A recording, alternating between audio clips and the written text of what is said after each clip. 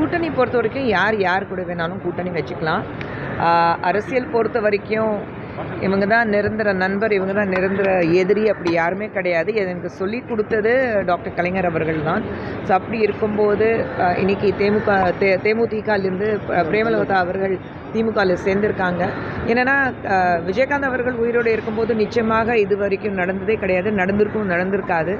But like I set, யார் வேணாலும் யார் கூட வேணாலும் தேர்தல் நேரத்தில் கட்சியில் கூட்டணி வச்சுக்கலாம்.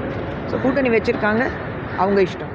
முன்னாள் முதல்வர் ஓ பன்னீர்செல்வம் அவர்கள் வந்து நேற்று என்ன சொல்லியிருக்காங்கன்னாக்கா, திமுக தான் அடுத்த வாட்டி ஜெயிக்கும் அப்படின்னு சொல்லியிருக்காரு. நீங்கள் இல்லை, அவர் பாவம், அவர் நினச்சா தான் கொஞ்சம் கஷ்டமாக இருக்குது. இங்கேயும் இல்லை அங்கேயும் இல்லாமல் அவர் எங்கேயாவது யாராவது எங்களை சேர்த்துக்குவாங்கன்னா அவர் முயற்சி பண்ணிகிட்ருக்கிறாரு.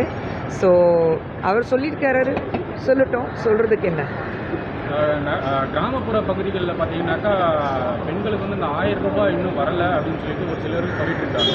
ஆனால் திமுக தரப்புல இருந்து ஒரு சில ஆட்களை அங்கே அனுப்பி அவர்களுக்கு யாருக்கு வரல அவங்கள நேரில் பார்த்து அவங்களுக்குலாம் வரும் அப்படின்னு சொல்லிட்டு ஒரு சில மெசேஜ்கள்லாம் அவங்களுக்கு அனுப்புகிறாங்கன்னு சொல்லிட்டு சொல்கிறாங்க. எப்படி நீங்கள் இல்லை, இந்த தகவல்கள் உங்களுக்கு வருதுன்னா அப்புறம் எப்படி மற்றவங்களுக்கு வராமல் இருக்கும்? அப்போ இதுலேருந்து ஆத்தென்சிட்டி இது கண்டிப்பாக இருக்குது.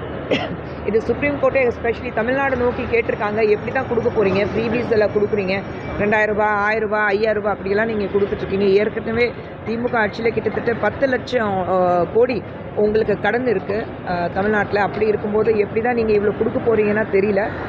பொய் சொல்லலாம், ஆனால் வாய்க்க வந்தபடி பொய் சொல்லக்கூடாது. அதுதான் தேர்தல் நேரத்தில் ஒவ்வொரு முறையும் திமுக பண்ணிகிட்ருக்காங்க. இப்போவும் வந்து புதுசாக இல்லை, பொய் தான் நடக்குது, பொய் தான் சொல்லிகிட்ருக்காங்க. சொல்லட்டும்.